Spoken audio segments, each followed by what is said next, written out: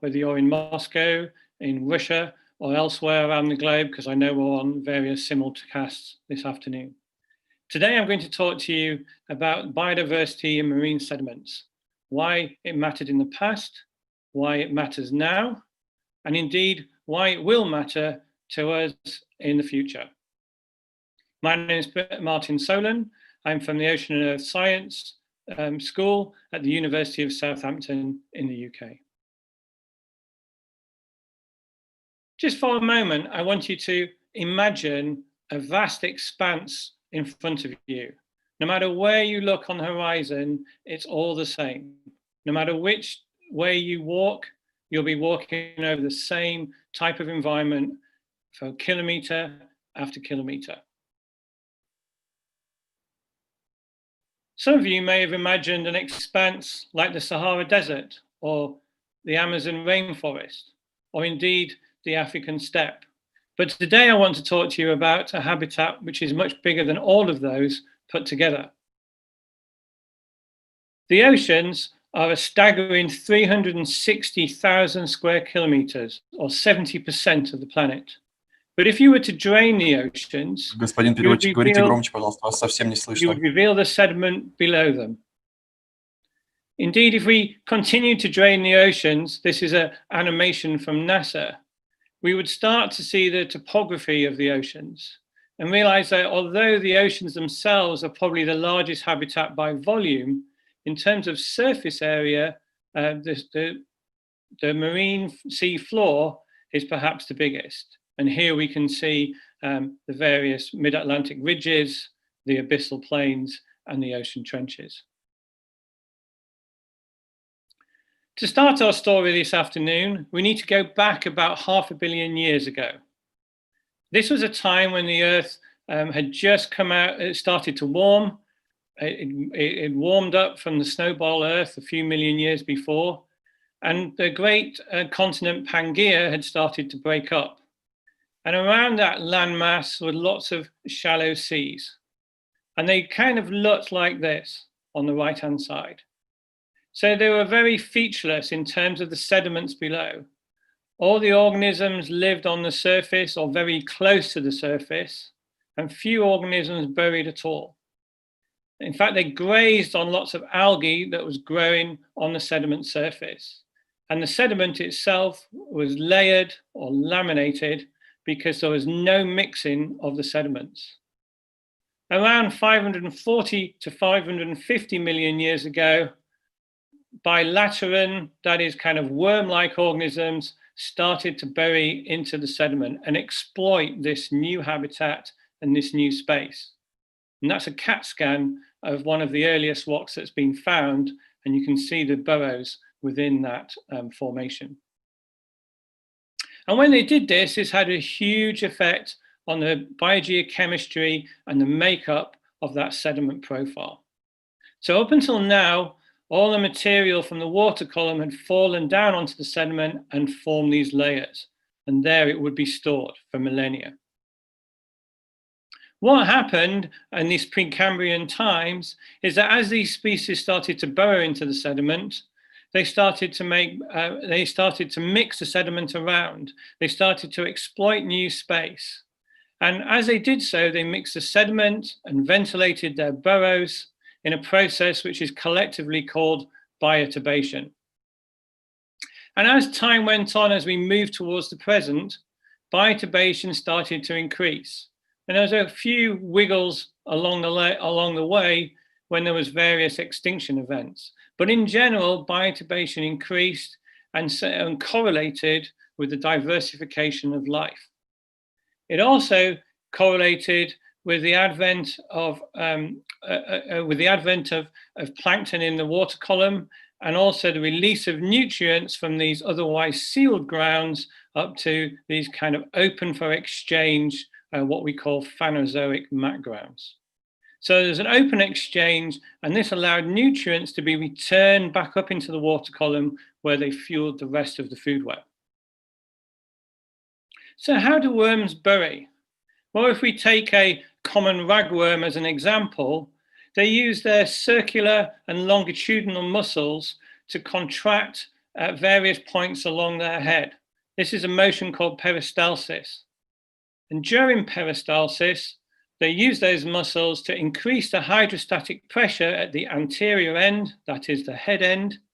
And when they do so, they move their proboscis, their anterior end, into the gap that is created by inflating their head. And that's how they move forward. And then they use these little hair-like bristles on the side to grip in and push themselves forward, anchor themselves in, and repeat the process. If an organism is in sand, there's large spaces between the sediment particles because the sediment particles are large. So they move through that sediment by a process called fluidization. So they can kind of almost swim through the sediment. It's a different story, however, when they move to mud. Mud is very small particles, and the organisms have to crack their way through the deposit. And as they move into that crack, they propagate it further and extend the crack, and that's how they move through the substrate. How do we know this? Well, we can take a very powerful electron particle accelerator, and we can image this in practice extremely fast speeds.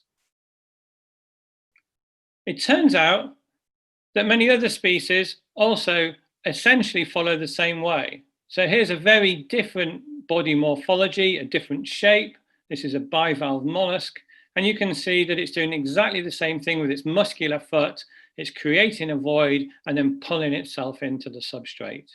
And it turns out that most organisms do something very similar.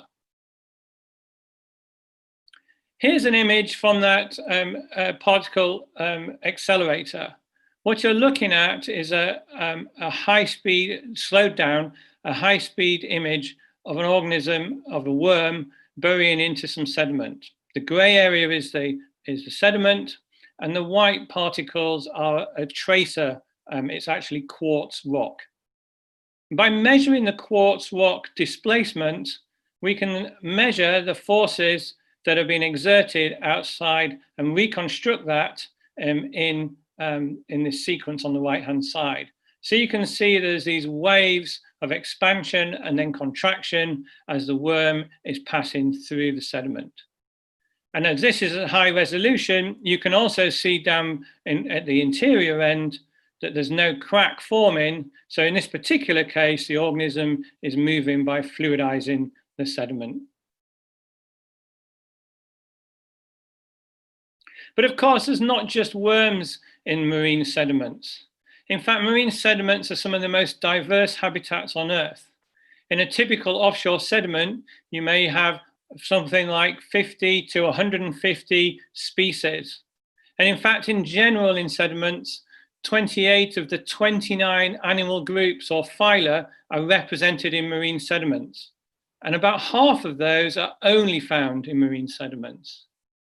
And if we go to some parts of the world, both in terms of nearshore environments and the deep sea, there are some areas of the world where there may be 700 or 800 species in a square meter, about the size of a coffee table.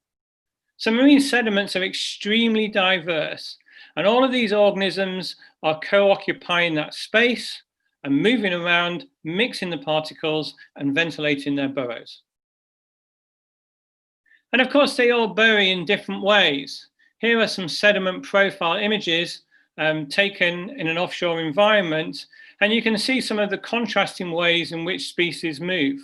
So for example, in the top left here, we have a hermit crab, which doesn't really penetrate the sediment and lives on the surface. And then you can contrast that with some burrowing worms, like this void down here, down deep in the sediment.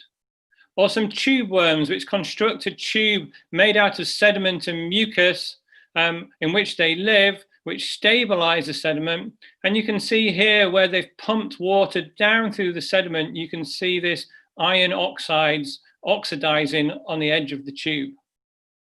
We can contrast physically dominated sediments, like this one in the top right-hand corner. This is a cross-section through a sand ripple. And down at depth, about 20 centimeters down, there is an urchin burrow or a crustacean burrow, so something like a large shrimp. And whenever you find these mud clasts thrown to the surface. So this is deep reduced sediment from very, very deep, thrown up to the surface, as you see in the bottom right. In contrast, in the bottom left, you can see a biologically dominated sediment. There's lots of mounds and pits and tubes, and you can see these kind of oxic halos as the organisms are pulling oxygenated water down into the deposit. And of course, when you start adding up all the numbers of species that are there and the number of individuals, then you can see how that can completely change the biogeochemistry of that sediment profile. They don't just move particles around, of course, they also ventilate their burrows. Here are some snapshots of some organisms ejecting water from their burrows. So they kind of flush their burrows out. And just like different animals will move particles in different ways, we also find that different species here on the right will pump their burrows in different ways too. So you might get a sudden burst of activity, they slow down a bit, and then they stop, and then they start again. Or you might get a species that kind of effectively irrigates all the time, like this tube worm, Sabella. Other larger crustaceans, the ones that can live up to 1 or even 2 meters at depth down below the sediment surface, might do a very rapid bout of irrigation or ventilation of their burrow, and then do nothing for maybe 1 or 2 hours before they do it again. So different species are doing things at different rates and in different ways all of the time. So if you put all this together, you get what is essentially just a very busy location. So here's a time lapse of some brittle stars. You can see their arms sticking up into the water column. And there's a crab that's come and just destroyed the whole area. On the left-hand side, there is a worm or one of those brittle stars pushing sediment up and creating a mound.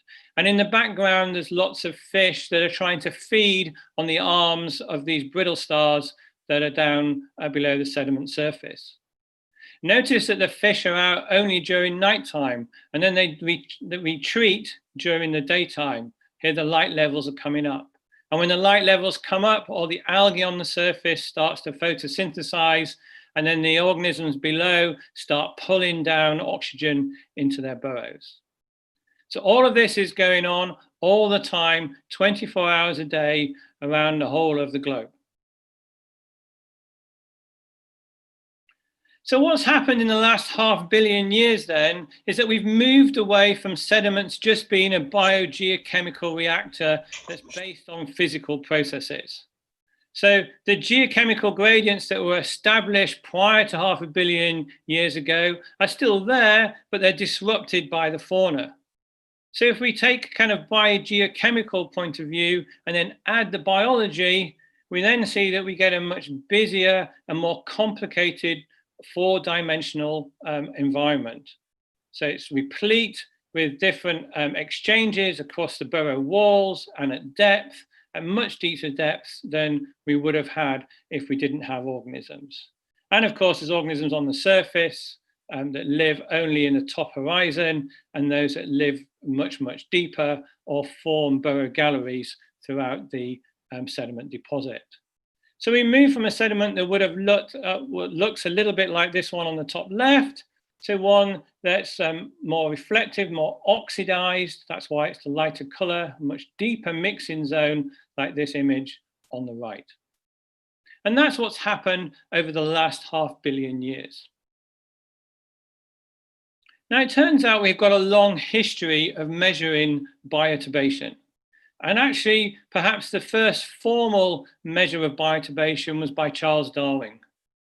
In 1837, he presented a paper to the Geological Society of London, where he commented on how worms in a field incorporated quicklime. Now, quicklime is calcium carbonate, and it was used to improve the soil for plant growth at that time. Darwin had just come back from his voyage on the Beagle. He'd been away for close to 5 years, and on the doctor's orders was sent to his cousin to have a rest because he wasn't well. And when he was there, his uncle told him about an area of the field where some of this quicklime had been thrown and that it had been incorporated into the soil, and they thought it was to do with worms. And it turned out that Darwin tracked this for 10 years, from 1827 to 1837. And he noticed that this layer of lime had subducted by 3 inches, that's about 7.5 centimeters from the surface over that time. So he started studying worms. He did a whole series of experiments on them, and he put down that movement to their constant reworking of the sediment, and earthworms bring soil back up onto the sediment surface. When he returned to his own home, this is Down House in the south of England, he also did some further experiments, and here he ground up some chalk and he added it to the surface in the fields, in the grounds near his house, and he tracked those, this time for over 29 years. And in fact, in late 1880s, Darwin published his final book, which was called On the Formation of Mold, and that was a whole book about worms. And at that time, believe it or not, it was a bestseller. We still use traces today, and other people were inspired by him. So Davison in the north of England started measuring the volume of sediment cast up onto the surface by lugworms, these organisms that create this U-shaped tube. Many of you who are anglers will have used those, no doubt, for bait. And what Davison worked out was for the population on his beach, by calculating the volume of sediment by collecting all these fecal casts over a tidal period, he worked out that over the year that the sediment is moved by about 1 meter over that year. Others did things similar to that in other areas. So Crozier and Gardiner, most notably in the tropics, chased sea cucumbers, and they collected their very distinct fecal casts, which you can identify the species from their distinct fecal casts, and did exactly the same kind of thing as Davison. So now we started to understand about the volume of sediment that some of these organisms were working. Well, since then, there's been a whole range of studies, and we've been collating those, and there's several thousand studies now. And from those data, using a variety of tracers, just like Darwin's chalk or quicklime, we've been able to assess the rate of bioturbation across the globe. And when we do that, it turns out the mixing depth, that light colored area at the top of the sediment, works out to be around 9 centimeters or so. So if we kind of take a conservative estimate of the oceans being 360,000 square kilometers, we can calculate the volume of sediment that is being turned over every minute of every day, 24 hours a day. And it turns out that's something close to 32,000 cubic kilometers of sediment. That's a lot of sediment. Just to put that in context, this is the largest digger in the world. You can see the team that made or designed that digger sat inside its bucket. It's a huge machine. It would take over 1 million scoops from this digger to move that volume of sediment, just 1 minute's worth of sediment. Put it another way, it's about 12 times the volume of Mount Everest, or enough sediment to cover the entire city of Moscow in 13 kilometers of sediment. So why should we care about bioturbation? Well, bioturbation and all these different processes that these organisms carry out affect many processes and functions within an ecosystem. So this diagram here shows that bioturbation is particularly important for carbon sequestration, the capture of carbon into the sediment. But it's also important for nutrient recycling, decomposition, productivity, both primary productivity and secondary productivity, so that is plants and animals, for changing the habitat, creating habitat complexity, and paving the way for other species to inhabit that sediment. And in turn, all of these functions are important ultimately for things that we care about and which we need. So for example, the production of food, the storing and cycling of nutrients, for climate regulation, and even for the quantity and quality of water and air. In fact, bioturbators are even important for shoreline protection. And when you start scaling up, populations of these organisms can make a difference to the erodibility of an entire shoreline. And of course, we even have cultural values associated with many of these species. So bioturbators, these invertebrates that live in sediments, are important on a global scale for many of the processes that we ultimately rely on.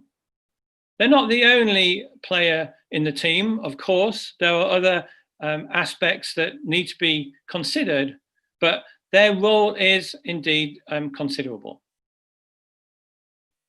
But there's a problem. And the problem is the way we operate in this day and age. Many of our activities are global, and many of those activities are unsustainable. This is a slightly dated figure now, but it was an attempt to categorize the severity of impact that human beings have in our oceans. And there's two take-home messages here.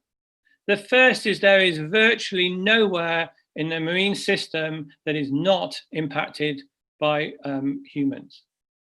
The second take-home message is that about 42% by this calculation of the ocean is actually medium to highly impacted by human activity. And this causes extinctions of the fauna that we've been talking about. And of course, the reasons for local extinctions are very complex and varied, and they're due to a range of different factors. But we can generalize just briefly as to what some of those causes may be. So pollution is one, not just of nutrients, but also of things like plastics and other materials into the ocean. Habitat destruction and fragmentation, so destruction of habitats, for example, by heavy fishing gears through the sediment profile, or fragmentation where we kind of chop the landscape up into various pathways, for example, shipping lanes or cables or offshore infrastructure. So we fragment those environments. Unsustainable resource use. So not just of things like hydrocarbons, but of our natural products. So fisheries and timber and other natural goods that come. So directly impacting biodiversity. And that has ramifications right the way through the food web.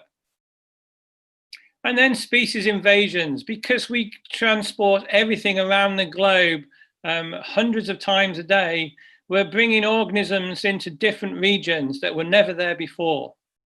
Now, you might think that's good because it increases biodiversity, but these invaders tend to outcompete the local species and they run riot. And they also homogenize biodiversity on a global level. So in actual fact, although we might locally enhance biodiversity temporarily by bringing in invasive or non-indigenous species, we're actually reducing biodiversity as a whole. And then, of course, the one that's of particular concern at the moment is that of climate change. And climate change exacerbates all of these other causes of biodiversity loss. But climate change also has a number of direct and indirect effects on species. And we'll explore some of those in a few moments. The message I want to get across here is that changes at this scale, at the global scale, will have dramatic consequences for biodiversity, for ecosystems, and because we're intrinsically linked to them, ultimately to our own human well-being. Now we can explore what's happening by looking at gradients of disturbance, and we can use a variety of analogues. I've chosen one here, and that is a fish farm. Fish farms are intense means of growing fish at high density. They require a lot of food and medicines and so on to maintain them. And everything falls down to the sea floor, and it over-enriches, over-fertilizes the sea floor. And as you move away from the fish farm, you can start to see that gradient of impact decline. So we can use that as an analog for what might happen in the future. And we can use a special camera called a sediment profile camera. Oh, it's not playing. To view the sediment in profile.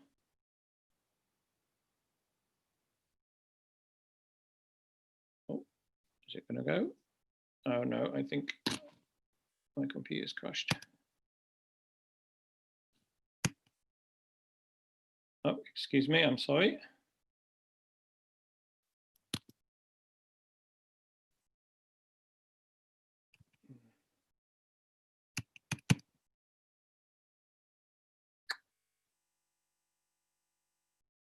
I'm sorry, my computer's frozen.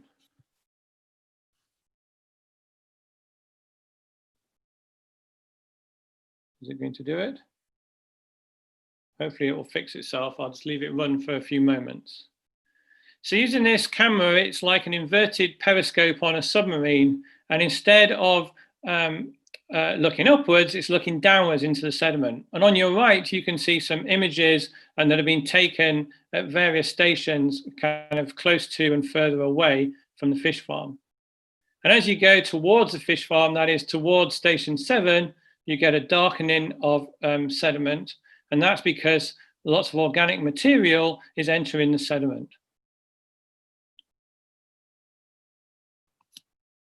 I'm not sure how I can get out of this.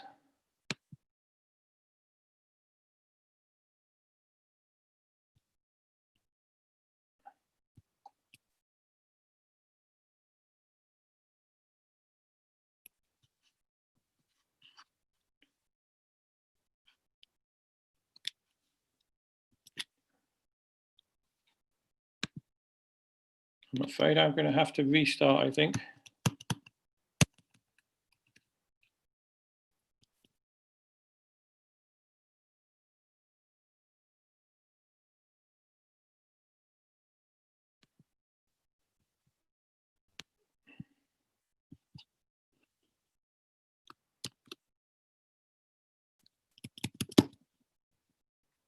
Oh, I'm terribly sorry.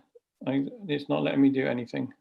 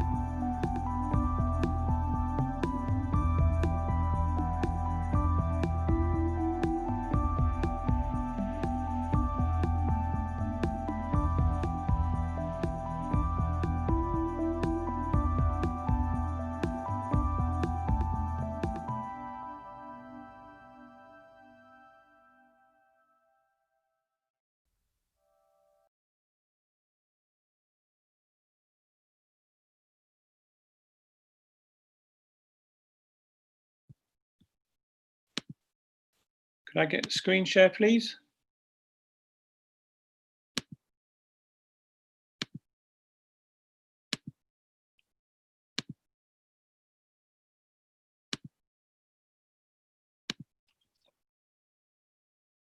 Can you give me screen share?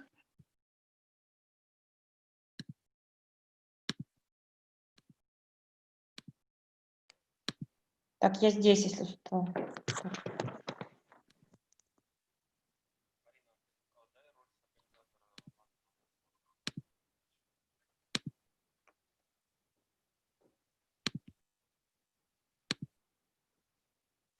Все дала. Yes, I'm giving it to you. Giving it over to you, sir. Over to you. Martin, we show presentation and full screen, please. Yeah. Okay. And we start. Can you see it?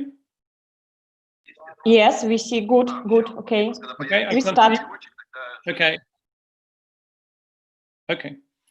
So apologies for that, some technical problems. So once we've used the gradient of disturbance, we can start to see how things change. So this is a cartoon that explains that this is the full complement of species in a natural habitat. So just as we saw over 500 million years ago, it's full of species that biotobate very deeply and mix the sediment around.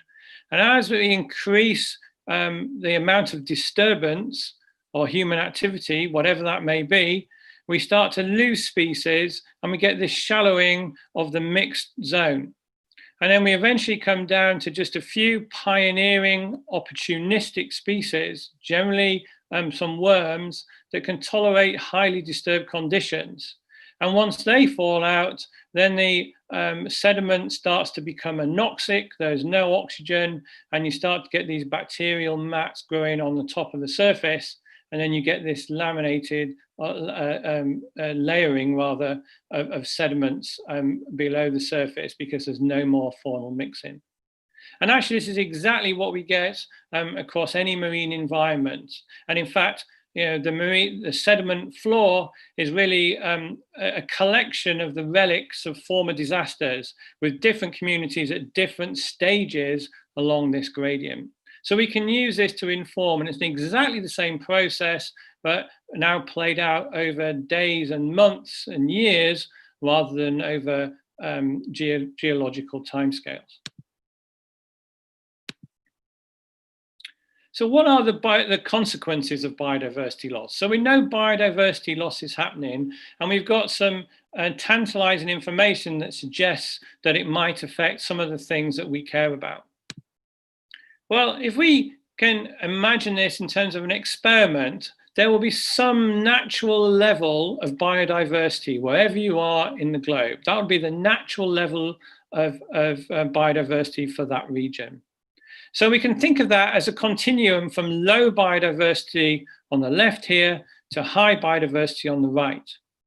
And if we want to know what's happening in the ecosystem in the presence of those species, we could manipulate the number of species and measure what we refer to as ecosystem function. And an ecosystem function might be many things. It might be the stability of the sediment. It might be the rate of decomposition. It might be the rate of primary productivity or the concentration of nutrients. Well, then we can start to theorize. So we know just by observations that there's not a one-to-one relationship between the number of species and the level of ecosystem functioning, whatever that may be. We know that the form of this curve is something different. We might theorize that actually some species are redundant. Some species do the same thing as the others. So you can lose some species for a certain amount of time. And then it comes to a critical point when you start losing species, you start losing their contributions, their unique contributions to functioning. And as you lose more and more species, the decline in functioning starts to accelerate until the system crashes when we reach zero. It might be that we can't predict that because it depends on which species goes next. It depends on which species goes extinct or is lost next. So depending on their species it goes, we might get a decline in function or an increase in function. And that comes about because it might be a predator or something that's in competition with another species. So that's why you may get an improvement in functioning. But the overall trajectory, even so, will be a downward shift until we finally collapse. It might be that one particular species is what we refer to as a keystone species. It's holding up the whole system. And when that crashes, then the whole system crashes very quickly. And we can test this rather simply in the laboratory. Let's imagine we've got a species, let's call it A. We can measure its performance, whether it's decomposition or contribution to primary productivity or sediment mixing, and we can get a number for it. We can then do that for a second species, and we might get a different number because that species is different to the first species. If we then sum A and B, we have a prediction of what we would expect when they're together. And then if we actually put them together and measure it and we get a different number, because everything else is equal, we can then say that diversity has had an impact. And the reason we can say that is because we're not the same as what we would have predicted, because those two species have interacted with one another in some way. And that's caused the difference. So in the early 1990s, people started doing this in plant communities. These are some famous experiments in Minnesota in the USA and also in London in the UK.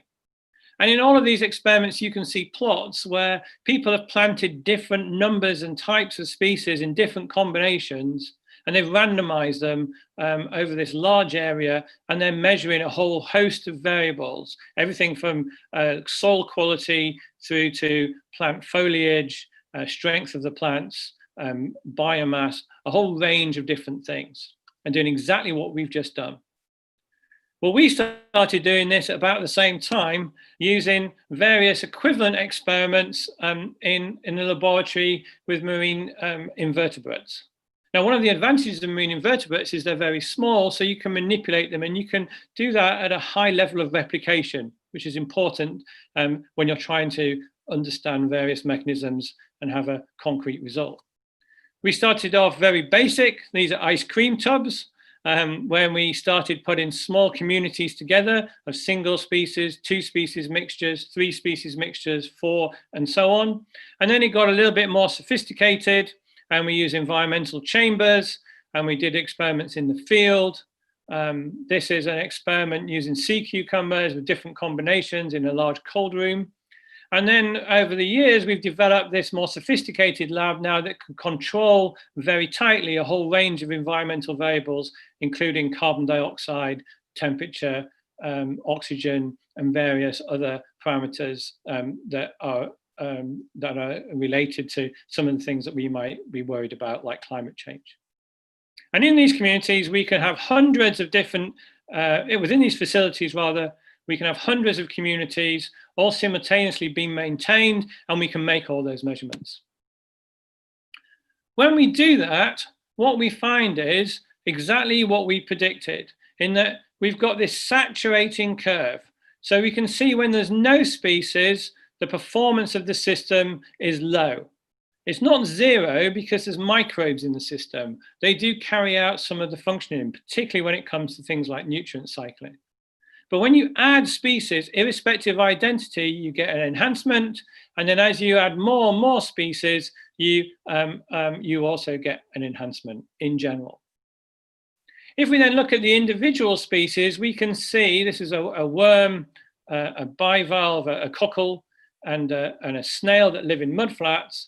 We can see that the worm has a particularly big effect, followed by the cockle, followed by the snail. And then when we put them into combination, these are different unique 2 species combinations. You can see that on average, the 2 species mixtures outperform the monocultures, but they do vary depending on the composition, and the same for 3 species. And that's how we understand what the mechanisms are behind the patterns we see when we see the relationship with biodiversity. So the bottom line is the take-home message so far is that as you lose biodiversity, you lose the capacity of the system to perform many of the functions that we might be reliant on. Well, are these patterns widespread? Well, we've done these kind of experiments in different places around the world. Here's some figures from studies that we did in Sweden, in Scotland, and in Australia. And again, we get variation in the outcome because we're looking at different species, but the overall pattern is the same. As you increase the number of species, the propensity of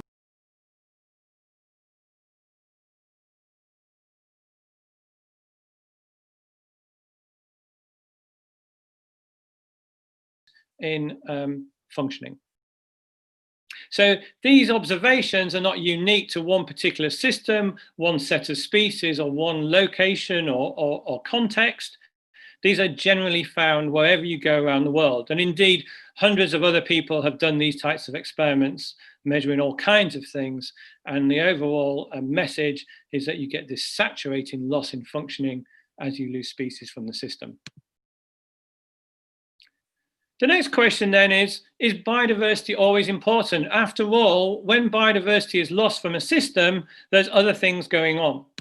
So we can go back to the fish farm and we can measure the mixing depth. That's this kind of orange area within the sediment mixed by the organisms.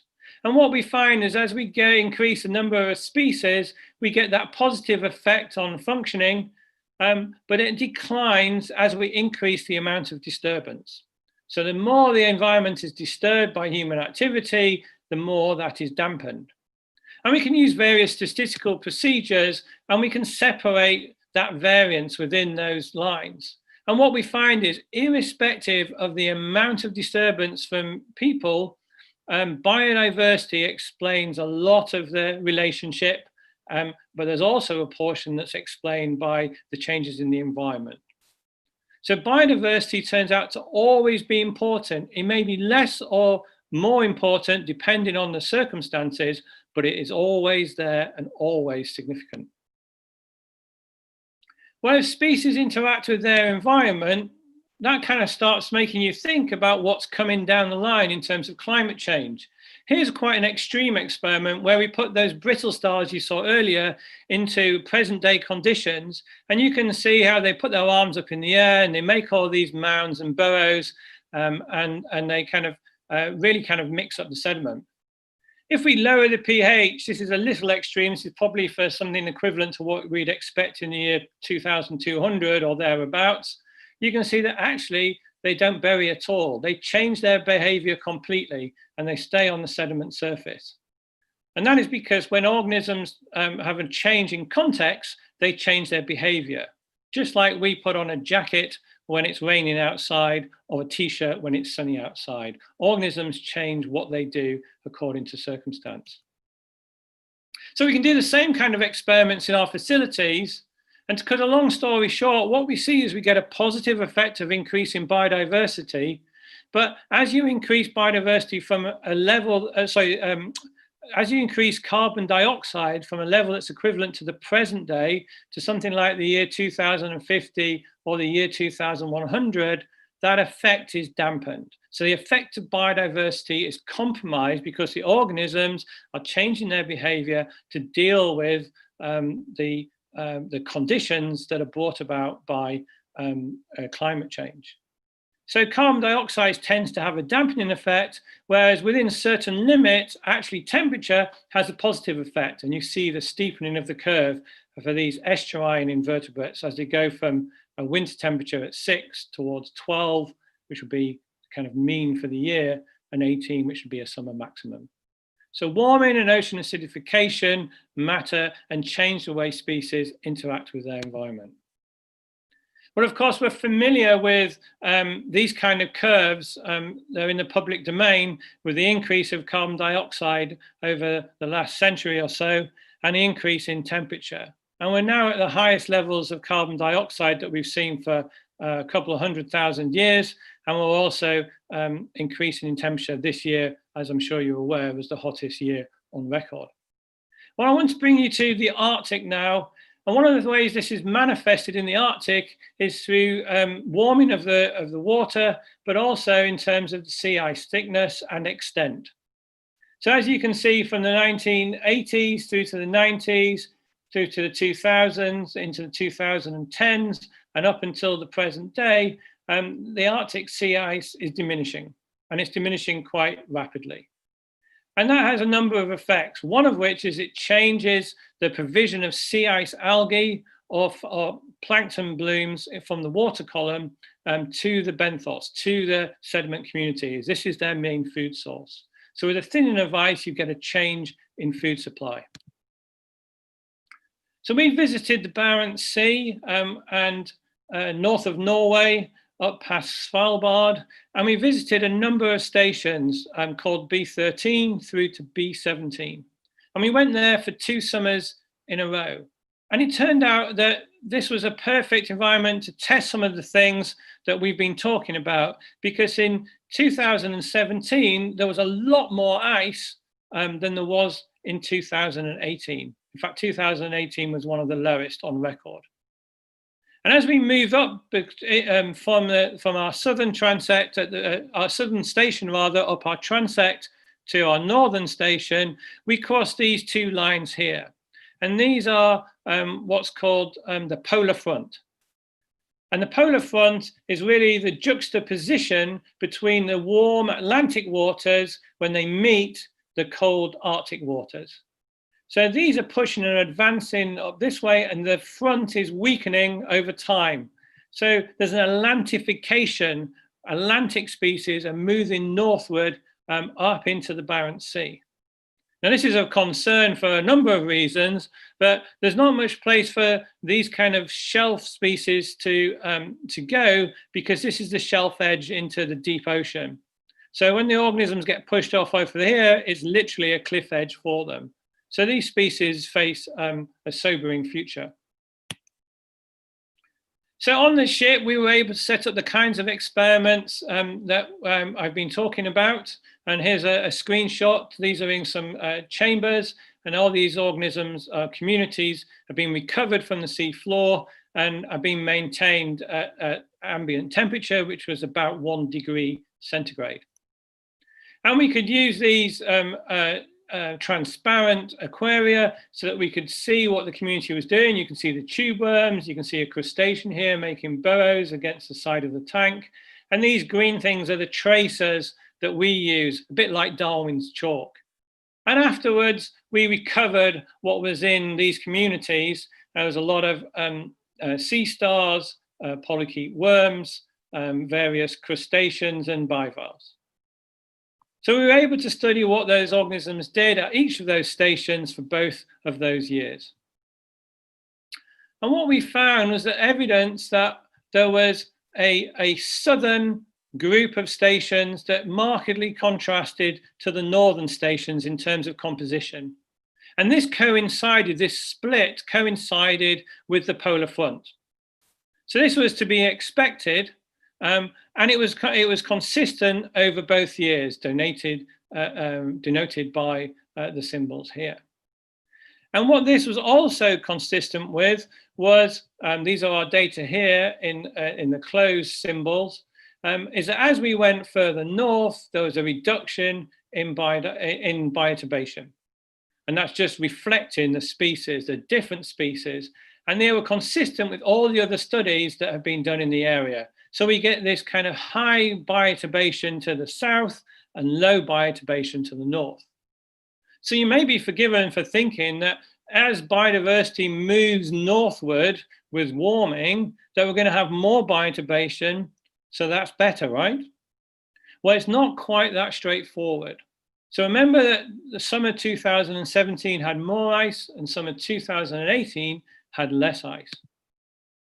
It turns out is when we look at various measures of bioturbation, so surface reworking, how deep they mix the particles on average versus their maximum, and how they ventilate their burrows. So here a negative value means more, so it's the opposite way around to what's logical. We get a difference between those 2 summer periods. And what does that mean? Well, there's three kind of messages here. First of all, bioturbation is linked to the plankton blooms. Sea ice algae and plankton from the water column, that's phytoplankton and zooplankton, move earlier when their blooms move earlier in warmer years. And that's not so much of a problem other than the fact that it's not what the organisms are used to. So we'll come back to that in a moment. At the same time, there's a northward shift. There's a clear separation in the composition of those communities and bioturbation at the polar front. So this southern high and northern low. But what's happening at the same time are local extinctions. The northern species are being replaced by the southern Atlantic species. And if we go back to the timing of the sea ice algae and the plankton, it's forming a mismatch. It's not connected to the periods when those organisms need it. So their growth and reproduction is also affected by food availability. So when the food shifts forward in the season, it's at the wrong time of year for them to persist. So I want to kind of close in a few moments with if there's any hope. Well, at the moment, we're in a transition period. What's good is that human well-being has grown and grown and grown, and we're better and we're living longer than we ever have been. But our consumption is unsustainable, and it's at the expense of environmental quality. So we have an opportunity to move towards a good outcome if we transition at this point in time, and that's becoming more and more urgent. If we continue as business as usual, there's a possibility to recover later, but it'll be much, much harder. Or the likelihood is that we'll go to some kind of negative future, which is a dystopian future, which is not good for the environment and not good for us. So how do we do that? And I want to take the benthos or the sediment communities that we've been talking to as an example. We can harness them. There's nothing that I've talked about that cannot be managed in an appropriate way. Here's just a few examples using a cross-section of a typical shore. If we're in the tropics, we can plant mangroves, as people are doing. That uptakes carbon dioxide, it protects the coast, it forms a nursery habitat for fisheries, which provide an income for people as well. It stabilizes the sediment and offsets storms. We can do something similar with corals. Indeed, there's coral gardens or farms replacing those corals that have been lost to acidification. We can look at seaweeds. And again, these act as a break to currents and have a whole other load of benefits. The same as seagrasses, again, taking up carbon dioxide, stabilizing the sediment, forming new habitat for other species. And if we go to the invertebrates, they have these roles in nutrient cycling, in carbon burial, in decomposition processes, in controlling pollutants, and indeed water quality. And it's the same when we go to the land or to the shore, in salt marshes. Again, these are huge areas of carbon dioxide uptake. They stabilize the sediment. They help us protect from floods. And we can protect these intact environments in a variety of ways, which I've highlighted in red, just some examples. We can restore some of these habitats. We can remove things that destroy them or negatively affect them, like bottom fishing or excess nutrient loading.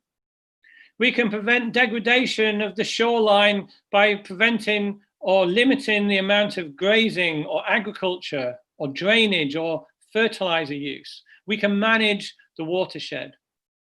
So I want to end on a positive note in that this is the time now to kind of really harness and invest in our shores, in our offshore sediments, and use that biodiversity to reverse the destruction that has taken place over the last few millennia.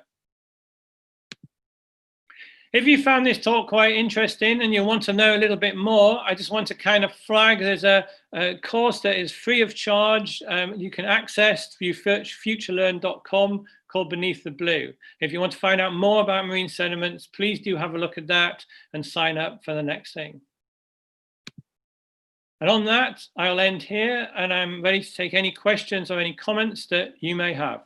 Thank you very much for your time, and apologies for the technical problems we had earlier.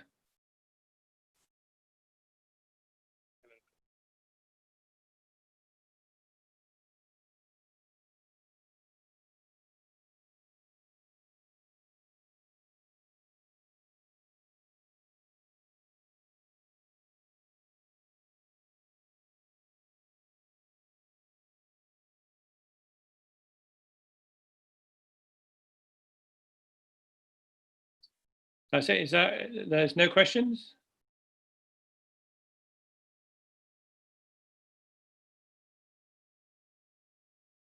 Okay. Well, thank you very much for your time this afternoon, and I hope you found the talk interesting. Thank you. Enjoy the rest of your day.